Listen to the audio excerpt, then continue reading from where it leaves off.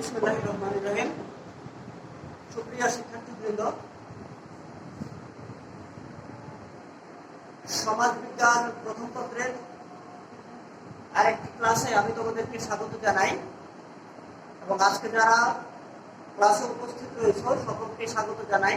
পাশাপাশি যারা অনলাইনে আমাদের এই ভিডিওটি দেখবে সকলকে স্বাগত জানাই।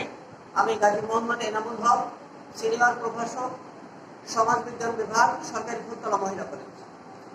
তোমরা জানো যে আমরা প্রত্যেকটি ক্লাসেই মাল্টিমিডিয়া সিস্টেমে করে থাকি এবং এটি পরবর্তীতে ইউটিউবে আপলোড দেওয়ার চেষ্টা করি। তোমাদের যে সমস্ত সমস্যা রয়েছে এগুলা তোমরা পরবর্তীতে বাড়িতে বসে ইউটিউবে দেখে তোমাদের নোটের কাজ সুন্দরভাবে সমাধান করতে পারবে আশা রাখি। যা হোক, আমরা বেশি কথা না বলে আমরা আমাদের ক্লাস কার্যক্রমে চলে যাই। তো আমরা আলোচনা করছিলাম হচ্ছে সমাজবিজ্ঞান প্রথম পত্রের পঞ্চম অধ্যায় সম্পর্কে। এখানে আমরা আলোচনা করছিলাম পরিবার সংক্রান্ত বিষয়ে। আমরা দুটি ক্লাস ইতিমধ্যেই সম্পন্ন করেছি এবং সেখানে আলোচনা করেছি যে পরিবার কাকে বলে এবং পরিবারের প্রকারভেদ সমূহ এগুলো আলোচনা করেছি। তো আজকে যেটা আলোচনা করব সেটা হলো পরিবারের বৈশিষ্ট্য। পরিবারের বৈশিষ্ট্য, তাই তো? তাহলে পরিবারের বৈশিষ্ট্য আলোচনা করার ক্ষেত্রে আমরা যে পরিবারের বৈশিষ্ট্যগুলো দেখি, তার প্রথম বৈশিষ্ট্যটা কি আছে? উত্তরাধিকার নির্ধারণ। তারপরেরটা সামাজিক নিয়ন্ত্রণ। সামাজিক নিয়ন্ত্রণ। আচ্ছা, তারপরে কি আছে? সার্বজনীনতা। সার্বজনীনতা। নেক্সট সামাজিক মর্যাদা। সামাজিক মর্যাদা। আচ্ছা, তারপরে সীমিত আকার। সীমিত আকার। আচ্ছা, তাহলে আমরা এই যে পয়েন্টগুলো রয়েছে এই পয়েন্টগুলো সম্পর্কে একে একে আলোচনা করার চেষ্টা করব।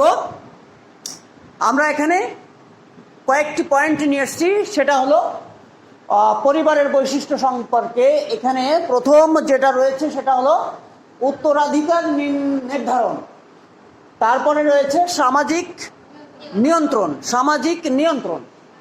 আচ্ছা, তার পরবর্তীতে রয়েছে হচ্ছে সার্বজনীনতা এবং পরিবারের অন্যতম বৈশিষ্ট্য হচ্ছে সামাজিক মর্যাদা। আর সর্বশেষে যেটা রয়েছে সেটা হলো সীমিত আকার।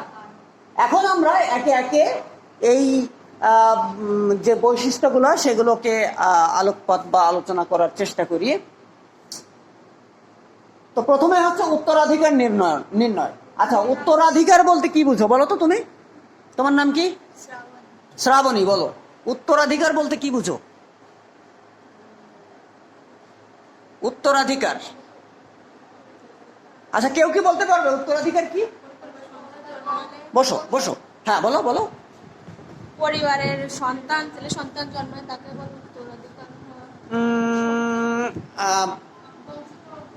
হ্যাঁ, ও কাছাকাছি গিয়েছে, তবে ক্লিয়ার করতে পারিনি। কেউ কি ক্লিয়ার করতে পারো? কেউ ক্লিয়ার করতে পারো তোমরা? উত্তরাধিকার নির্ধারণ। বসো, পারবা? হ্যাঁ, তোমরা জানো কি বলছিলে? বলো বলো বলো। বংশ পরম্পরায়। আচ্ছা, মোটামুটি আমরা পেয়ে গিয়েছি আর কি। এখানে মেইনলি যে কথাটা বলা হচ্ছে যে উত্তরাধিকার নির্ণয়, উত্তরাধিকার নির্ধারণ, তাই না? আচ্ছা, উত্তরাধিকারী আমরা ও যেটা বলেছে যে উত্তরাধিকার বলতে বোঝা যাচ্ছে ছেলে মেয়ে, তাই তো? হ্যাঁ, এটা ঠিক আছে। তো উত্তরাধিকার নির্ধারণ মানে আমরা জানি আমাদের যে সমাজ ব্যবস্থা রয়েছে এই সমাজ ব্যবস্থার ক্ষেত্রে যদি সন্তান জন্মগ্রহণ না করে তাহলে বাবা মায়ের যে সহায় সম্পত্তি এটা কি অনেকটা অনিরাপদ হয়ে যায় না? অনিরাপদ হয়ে যায়। তো উত্তরাধিকার নির্ধারণের ক্ষেত্রে হচ্ছে পরিবারের অন্যতম বৈশিষ্ট্য হচ্ছে উত্তরাধিকার নির্ধারণ। মানে এক কথায় হচ্ছে উত্তরাধিকার যদি নির্ধারণ করতে হয় তাহলে ছেলে মেয়ে হতে হবে, আর ছেলে মেয়ে যদি হতে হয় সেক্ষেত্রে বিবাহ হতে হবে। আর বিবাহ হতে হবে। আর বিবাহের মাধ্যমেই কিন্তু একটা পরিবার গঠিত হয়, তাই না? তাহলে পরিবারের অন্যতম বৈশিষ্ট্য হচ্ছে উত্তরাধিকার নির্ধারণ। আচ্ছা, পরবর্তীতে আছে সামাজিক নিয়ন্ত্রণ। যদি সামাজিক নিয়ন্ত্রণ না থাকে তাহলে কিন্তু সমাজ ব্যবস্থা অনেক ভেঙে পড়ে, সমাজে বিশৃঙ্খলা দেখা দেয়। কিভাবে দেখা দেয়? হ্যাঁ হ্যাঁ, পরিবার না থাকলে ঝগড়া বিবাদ হয় কি করে? পরিবার না থাকলে ঝগড়া বিবাদ হয় কি করে? কার সাথে করবে? সামাজিক নিয়ন্ত্রণ, আসলে সামাজিক নিয়ন্ত্রণের জন্য সমাজ তো বিভিন্নভাবে বিশৃঙ্খল হয়। তার মধ্যে অন্যতম একটা বিশৃঙ্খলা সৃষ্টি হয় হচ্ছে কি বলা হয়, মানুষ যদি বিবাহ না করে তাহলে একটা বিশৃঙ্খলা দেখা যায়, সেটা হলো যৌন বিশৃঙ্খলা।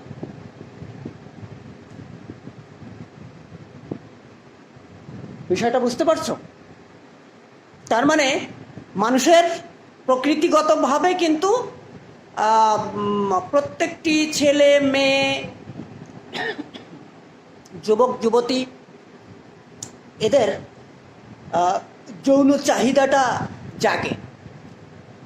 তো যদি বিবাহের ব্যবস্থা না থাকতো, যদি পরিবার গঠনের ব্যবস্থা না থাকতো,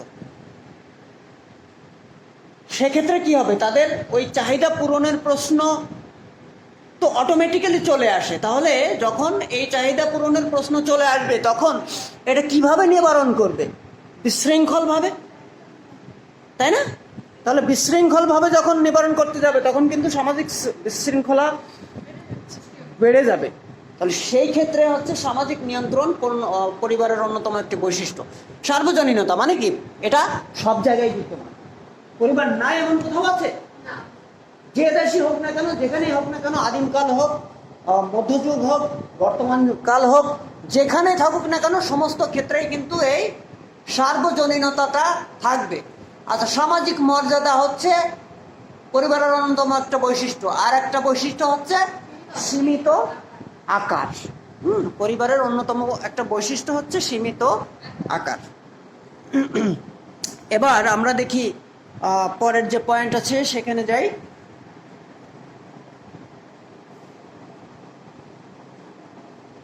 পরিবারের গুরুত্ব। আচ্ছা, পরিবারের গুরুত্ব তোমরা নিজেরা একটু বলো তো, পরিবারের গুরুত্ব। আমার স্লাইড না দেখে আমার মনে হয় তোমরা নিজেরা একটু বলার চেষ্টা করো না। পরিবার কি কাজে লাগে?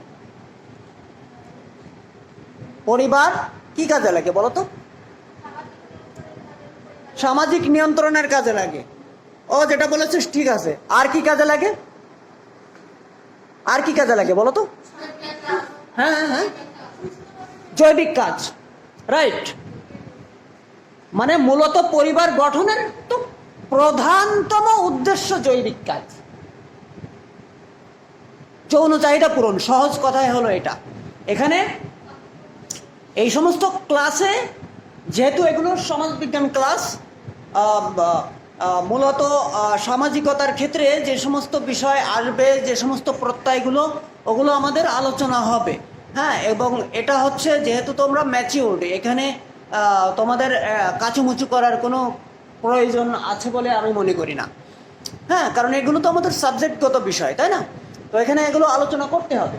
তাহলে এক হচ্ছে জৈবিক কাজ, তাহলে এটি হচ্ছে পরিবারের মানে গঠনের ক্ষেত্রে খুব গুরুত্বপূর্ণ কারণ হলো এটা। আচ্ছা, নেক্সট আরেকটা কিছু বলো, আরেকটা কিছু বলো তোমরা। হ্যাঁ হ্যাঁ হ্যাঁ, শিশুর বেড়ে ওঠা, রাইট। শিশুর যে নিরাপত্তা, একটা শিশু জন্মগ্রহণ করলো, তাহলে শিশু জন্মগ্রহণ করবার পর তার কি নিরাপত্তার প্রয়োজন আছে না? তার নিরাপত্তার প্রয়োজন আছে। এবং সেই নিরাপত্তার প্রয়োজনের তাগিদেই কিন্তু পরিবার দরকার। কারণ তুমি একটু খেয়াল করে দেখো, আমাদের সমাজে কিছু কিছু অবাঞ্ছিত শিশু আছে না নাকি? আমাদের সমাজে বেশ অবাঞ্ছিত শিশু আছে। আমরা প্রায় টেলিভিশন বলো, পত্র পত্রিকাতে বলো, ফেসবুক বলো, ইউটিউব বলো, আমরা বিভিন্ন সময় বিভিন্ন মেসেজ দেখি যে আজকে অমুক ডাস্টবিনে একটা বাচ্চা পাওয়া গেছে,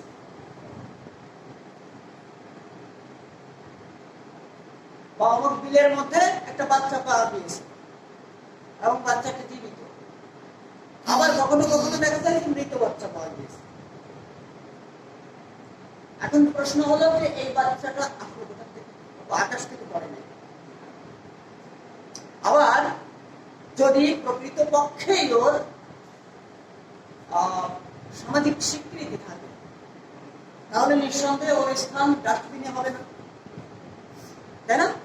নিঃসন্দেহে ওটা অবৈধভাবে কোন সম্পর্কের ফলস্বরূপ এই শিশু জন্মগ্রহণ করেছে। তাহলে ওই শিশুটির কি দোষ? দোষ তো আমার, তোমার। ওই শিশুটির তো কোনো দোষ নাই, তাই না?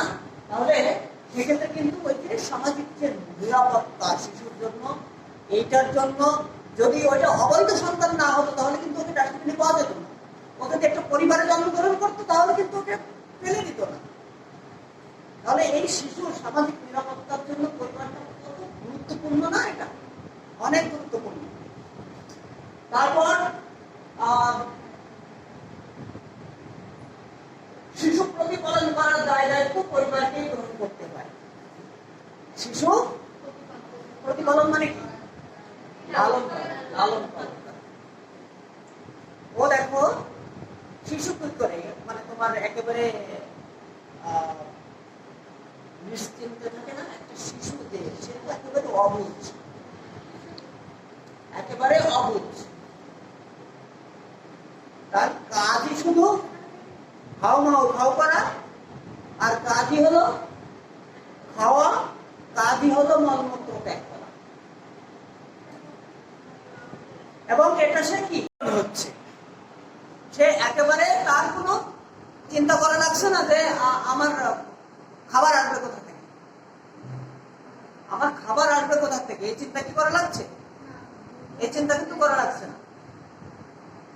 তারপরে তাকে আয় রোজগার করার কথা ভাবা লাগছে না, একেবারে নিশ্চিন্ত রয়েছে।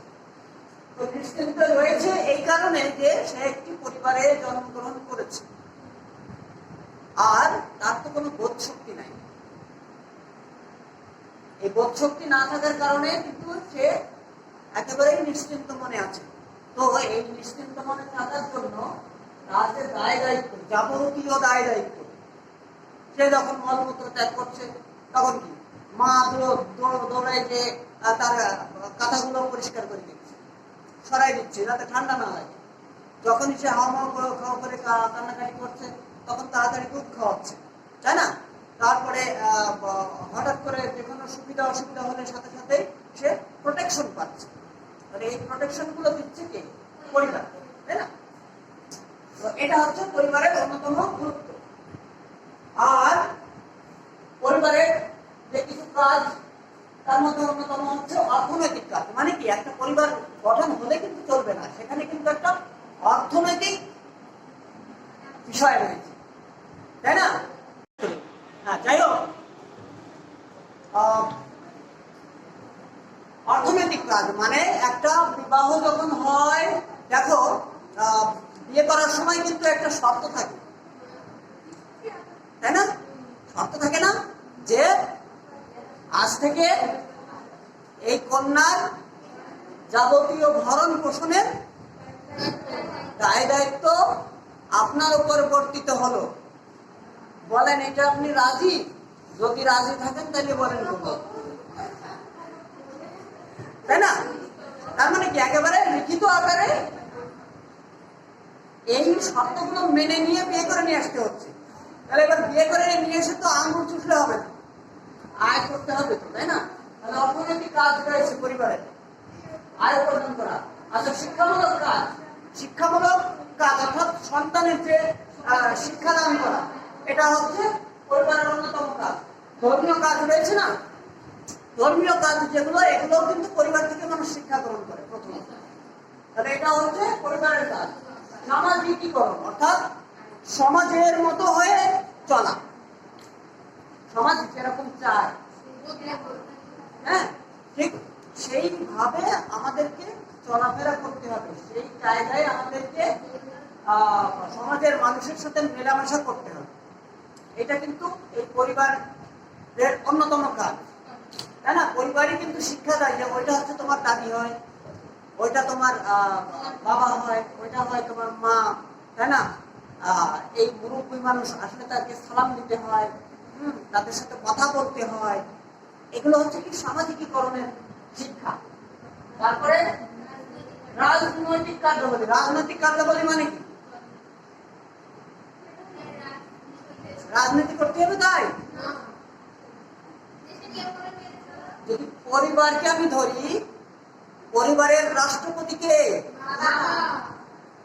বাবা। আচ্ছা, পরিবারের কি বলে তোমার হোম মিনিস্টার কে? তাহলে হোম মিনিস্টার মা, আর তুমি কে? মন্ত্রী পরিষদ সদস্য বা জনগণ।